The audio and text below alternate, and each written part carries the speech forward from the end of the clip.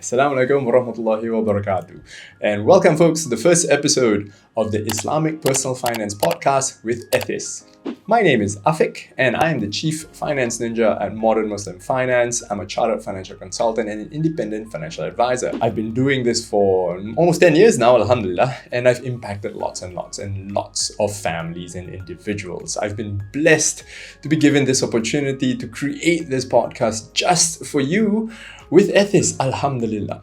And so, what exactly is Islamic personal finance? Now, most of us understand that the term personal finance means, money management. And for some of us, we think about budgeting and putting aside money and scrimping and saving. Folks, I want to be here to assure you Islamic personal finance is exactly like personal finance, aligned with Islamic values and principles. And here's the best part. I'm going to show you how to be able to manage your money, manage your relationship with money, having the right attitude with money so that you have long-term financial success. Now, personal finance isn't about trying to find that next discount or trying to save a few cents off your groceries. Of course not. Personal finance is really having that right relationship with your money, having the right attitudes and mindsets, and of course, taking advantage of whatever skills and talents you may have to maximize your financial success. But what exactly is Islamic personal finance? Think of it this way. As Muslims, we have certain obligations and certain restrictions. Think of it this way. We also have things like zakat that we have to think about. We pay our zakat every year. You've got to complete your calendar year. We call that hawl. And based off a certain amount, which in this case is nisab. So more on that at a later episode. But we also have certain restrictions in how we can handle our money. Like, how many of you know that we are not supposed to take on loans unnecessarily? We are supposed to reduce our debt burden, inshallah. And of course, we can't partake in what we call riba or usury or interest. And so those are some examples of certain obligations we have as Muslims, zakat for one. And another one is a restriction, things like riba. Other restrictions include, for example, when we are investing, we can't be investing in forbidden or impermissible industries, like alcohol and gambling and so on. And so inshallah today, we'll be giving you a brief overview about what Islamic personal finance is. And in the later episodes, you'll be learning a lot more about all the different aspects of Islamic personal finance. And so, folks, over the past decade of practicing, I've refined my methodology to something I call the 5 I's of Islamic finance. And we start off with income. Income is really all about your cash flow, how you're earning money, how you're setting it aside for goals, whether it's short-term, medium-term, long-term goals, how you're paying your taxes, how you're setting aside money for zakat, for charity even, and inshallah for your longer-term financial success. That's income. Now, the second I we usually talk about is called insurance. Now, for some of us, insurance is such a taboo word. So, you can't buy insurance. Or even worse, some people say, insurance is a scam. I'll be the first one to tell you, folks, insurance isn't a scam. And in fact, the original concept of insurance is actually an Islamic concept. Go and look out for the word takaful and do some research on takaful. But so for you and for me, when it comes to insurance, we're talking about protection. We need to understand that, life is risky and there are lots of unforeseen circumstances that can happen, from illnesses to accidents and of course, na'uzubillah, death. And so when it comes to your insurance, you need to buy just the right amount. Don't buy too much because you'll be wasting money. But don't buy too little either, because when something bad does happen, you won't have enough. And that's the second I, insurance. The third I, investments, is one of my favorites. Because I came from banking, and during my banking days, we had to do a lot of instruments that were exotic, some that were very downright dangerous, and some that were really profitable. And so one of the most famous quotes by Warren Buffett was this: either you learn to make money while you sleep, or you will forever work for money. And so when it comes to your investments, you want to be able to grow your money in a way that's, number one, halal. You've got to make sure it's halal. And of course, profitable. Why? Because that leads me to my next I, which is independence. Now, the fourth I in Islamic finance is independence. We hear a lot of talk from people about being financially free. Yeah, drive your Lamborghini, have your beachfront house, live a luxurious lifestyle. Yeah, we've been sold financial freedom. But I want to be here to tell you this. We can be financially independent. And now, what does independence mean?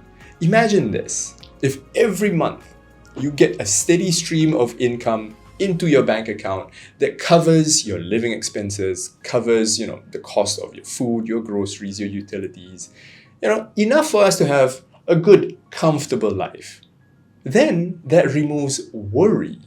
I'm no longer worried that, I gotta work hard, pay the bills, it's so tough. That is what I call financial independence. When your income streams cover your expenses with very little effort, some people call it passive income, you are then financially independent. And so that leads me next to the fifth I of Islamic finance, which is inheritance. Inheritance, we are Muslims, so we have been given a set of rules in how we give away our money after we pass on. So those rules are, for example, like fara'id. There's a certain set of rules that define who gets what in what proportion. And so the fifth I of Islamic finance is inheritance. Give away what you have to who you want to, when you want to, in the way you want to. And so, folks, those are the 5 I's of Islamic personal finance: income, insurance, investments, independence, and inheritance. In Islam, inshallah. Typically, the first question I always hear is this: why bother? Why should I bother learning about personal finance, much less Islamic finance?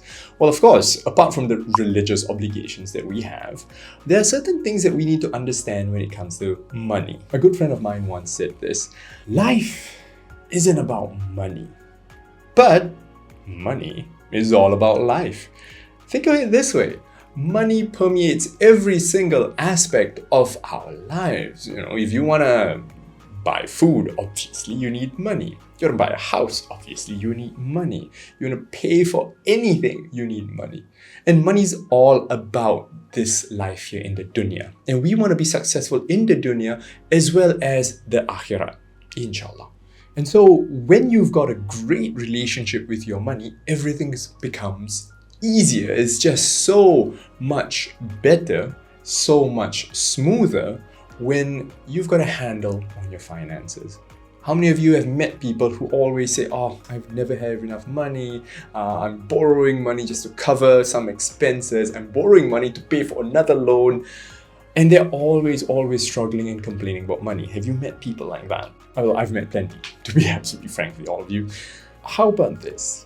Would you like a life that allows you to enjoy all the things that you love? If you want to buy a latte, or you want to have a fantastic meal with your friends, or you just want to be able to treat your family to a nice trip.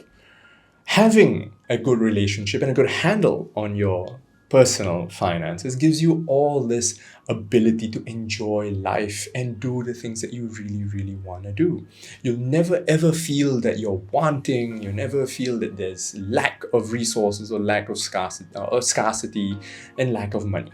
And I promise you, once you master your personal Islamic finance, you'll always have money to do the things that you love. How many of you want that? And from an Islamic perspective, let me share a story. Years ago, when I was early in my career and I was helping a high-end client of mine calculate his zakat. And I was doing his calculations and the final amount came out to be $54,000. It was a huge amount of zakat. And being a certified amil, I can collect zakat. I went to him and said, Mr. So-and-so, hey, your zakat amount is $54,000. And I was like, okay. He just writes a check, gives it to me, and I'm like, wow, that's a large amount of money. How many of you think that $54,000 is a lot of money? Yeah. And he looks at me, he gives me this look, and he says, I think you seem surprised. I'm like, yeah, 54K, I don't even earn that much. And he was saying, you're missing the point.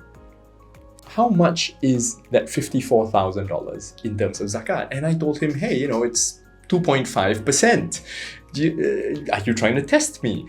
And I was telling, and he looked at me and he said, you're missing the point.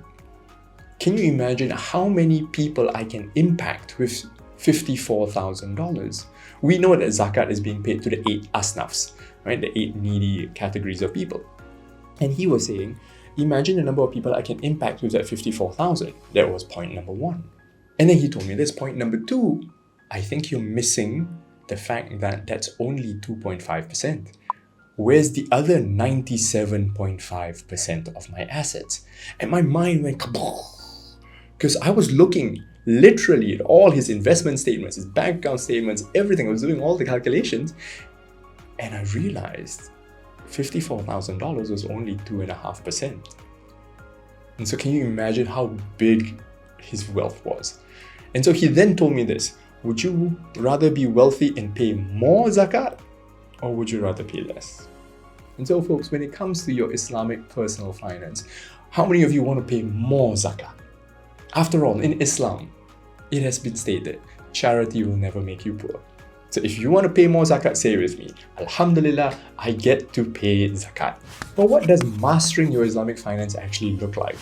It's not just staring endlessly at spreadsheets, calculating numbers, tracking expenses, going stressed. Oh my God, I hate numbers. How many of you love numbers? Awesome. And how many of you are just like me?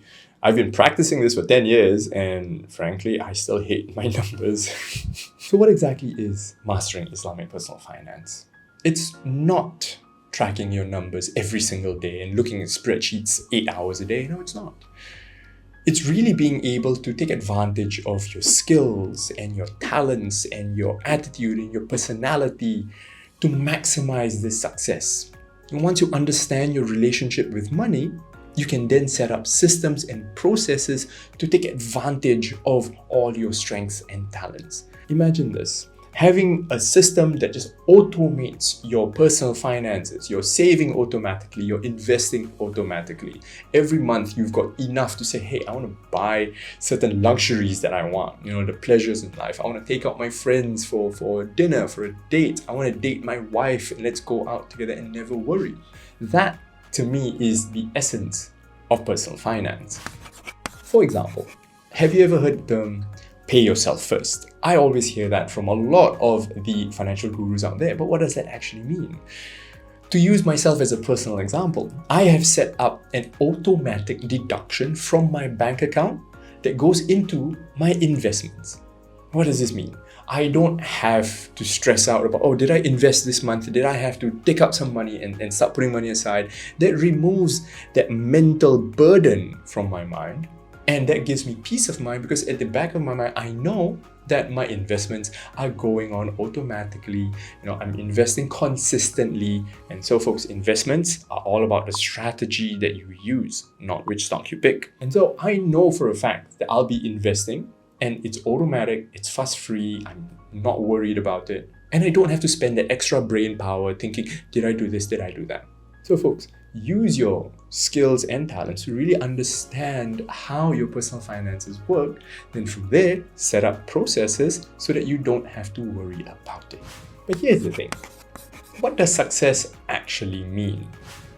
For some people, success means I have $1 million in my bank account. How many of you want $1 million in your bank account? I know I would.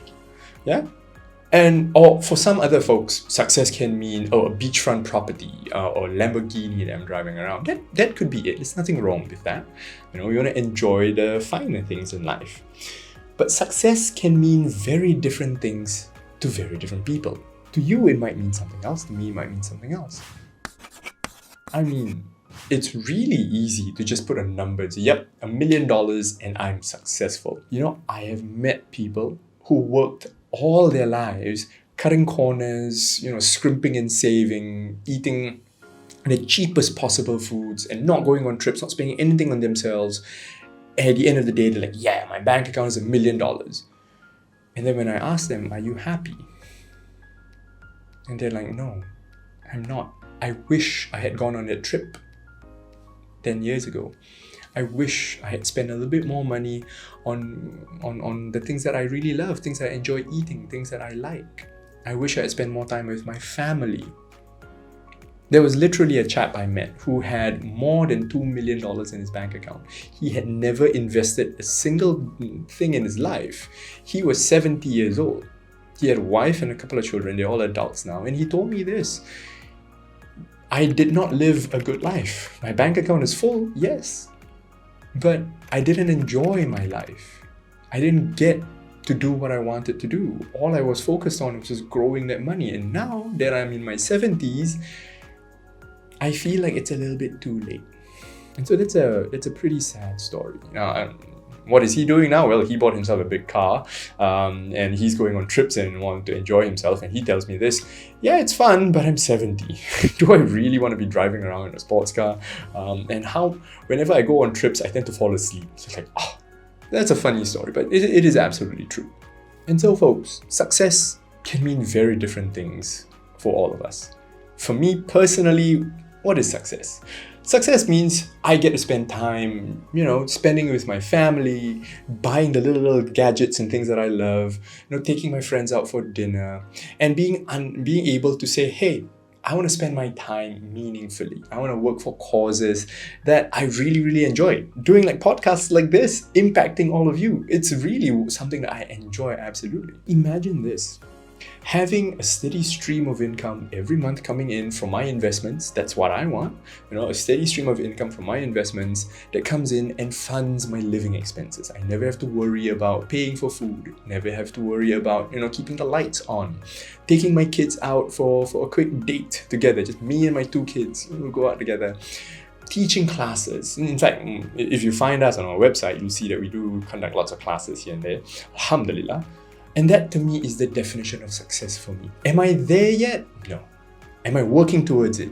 Yes, absolutely. And so, folks, I want you all to think about this. What does success mean to you? Because once you have this idea that, hey, I'm going to be successful, what does that mean? Is that a stream of income, $3,000, $4,000 a month? Or is that a Lamborghini and a beachfront property? Nothing wrong with that. Define what success actually means for you. Because once you have that idea and that goal in mind, you can then take steps to master your Islamic personal finance and achieve your financial goals.